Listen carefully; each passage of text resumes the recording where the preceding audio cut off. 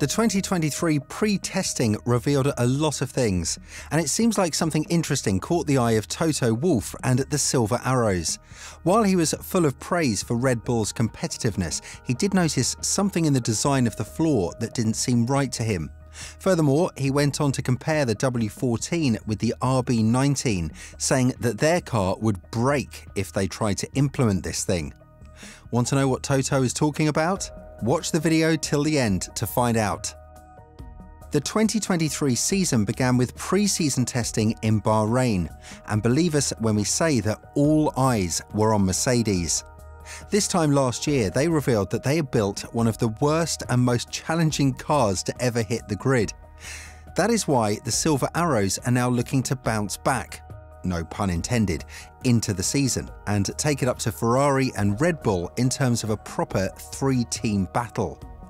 But based on the first 3 days of pre-testing, which we know are always hampered by sandbagging tactics and stalling off performances, Mercedes hasn't gotten as much feedback from the W14 as they had hoped from the simulator tests earlier this year. Don't get us wrong, we'd love for the W14 to be as competitive as Red Bull and Ferrari, as every proper Formula One fan wants a three-way battle on the front. But from what we're hearing from Wolff and Elliott, Mercedes doesn't seem to be very happy with what they are going to send out there on the first racing weekend in Bahrain. Before we go into the design that has caught the eye of Mercedes so much that they want the FIA to look into it, let's see what Mercedes has to say regarding the W14 and if this is just another way for them to try and steal performance out of another car. Remember, the last time they protested a design, it resulted in them being the slowest team compared to Ferrari and Red Bull, and it was during the Spa GP when the FIA banned the flexible floors. George Russell was the first one to speak out about the expectations from the W14, and while we were trying to find some positives in the fact that Mercedes are going to fight for the win in Bahrain, this is definitely not what the young Brit believes. When talking about it, he said, "We really believe that we will definitely have a car capable of competing in this fight, but for that to happen as early as next weekend in Bahrain, I think that would be a bit of a stretch. Red Bull look really strong, the car looks really strong, and Verstappen looks good. So I think realistically it's going to be difficult for next week. But there's no reason why we can't get there at some point this year, and we've always seen the strength of Mercedes in their development capabilities. So yes, that's my belief." One of the things Mercedes is going to look forward to actually implementing in the first couple of races is the redesign of the side pods. After Elliott diminished all of the talks that the team has a Plan B car ready in the garage in case the no-pod design turns out to be a complete disaster yet again, many have started questioning whether Mercedes will go even deeper and further with their innovative design. The team is more convinced that they are not losing performance from this particular part of the car, so all of that hints that Mercedes may have a hidden gem up their sleeves. And yeah, we must not forget what Wolff said in terms of hiding performance during the pre-season testing in Bahrain, with the Austrian adding that the W14 will have more potential and performance unlocked once the real thing comes. All in all, Mercedes does have some positives to look around and be competitive straight off the bat. But in the words of Wolff and Elliott, they are yet again very far away from Red Bull and the innovative design that the RB19 displayed on track. Verstappen and Perez faced little competition in Bahrain, and now that Mercedes has announced that the car will suit both drivers rather than just one, the team is a much more competitive position than last year. Now, the team may find it hard to compete with Perez, something that wasn't too big of an issue ever since Monaco passed last year, with the Mexican losing a huge amount of performance once the car started to suit Verstappen better. But from what Mercedes saw from Red Bull in Bahrain, they were left with open mouths. Wolff said that Red Bull is now able to brake better, accelerate much earlier, and gain an incredible amount of time with better traction. He went on to add that if the W14 does that approach to the corners like this, we don't even get to the apex. However, there is one report from Wolff that has caught the eye of the media and of every F1 fan out there, and that's him saying that Red Bull are now 10mm lower than everyone else. We know that the regulations that took effect this year require the cars to have the outer edge of the floor in front of the rear wheels be raised by 15mm, and furthermore, the governing body has voted for the loading flexing of the car to be restricted to 5mm each way instead of the allowed 8mm downwards and 12mm upwards back in 2022.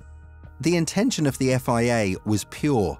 They didn't want a team to build a car that sits above the minimum prescribed height but flexes downward when loaded, and it was to restrict the team's ability to use the lateral edges to create a physical seal with the ground, which they suspected increased the bouncing phenomenon. Furthermore, the FIA has introduced regulations for the throat of the diffuser, with this part being crucial when it comes to creating the Venturi channels. The FIA has decided to raise it by 10mm to reduce the sensitivity of Formula One cars to variations of dynamic ride heights, or more precisely, when the car is in motion. However, after Mercedes looked at the footage of the pre-testing in Bahrain, they noticed something very strange. Red Bull was yet again running very low to the floor.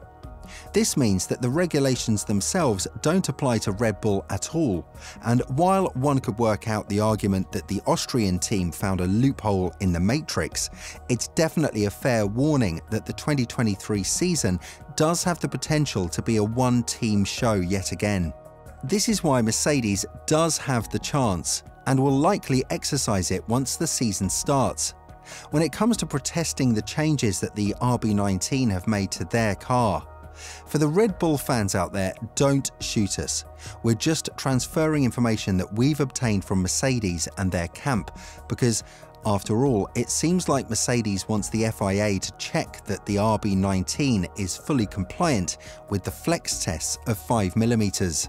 This is a part that Mercedes has blamed both Ferrari and Red Bull for breaching back in 2022, and when the regulations took place from Spa onwards, it was actually Mercedes that suffered the most in terms of race pace. However, Mercedes must tread carefully, because we cannot rule out the possibility that Red Bull has decided not to build a car that will push the limits too far in 2022 with the new technical regulations.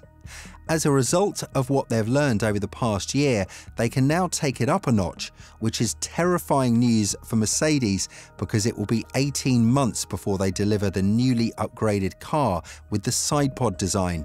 But if Red Bull are ordered to reduce the flex of their chassis and stiffen the ride height of the car we saw in testing, then rest assured that Mercedes will be out there for blood, and the competitiveness level will rise all of a sudden. Now it's up to Mercedes to decide whether they are going to protest the design of the RB19, but from what we've seen in the first 3 days in Bahrain, it's not like the Silver Arrows have much of a choice at this point.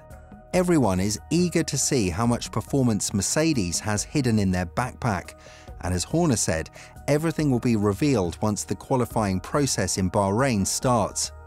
As of now, Mercedes are playing at the usual game of underdogs and sandbagging, but we're definitely sure that they're a bit worried behind all of these statements, and that the 2023 season will be a hard one for them if they don't get the ball rolling from day one.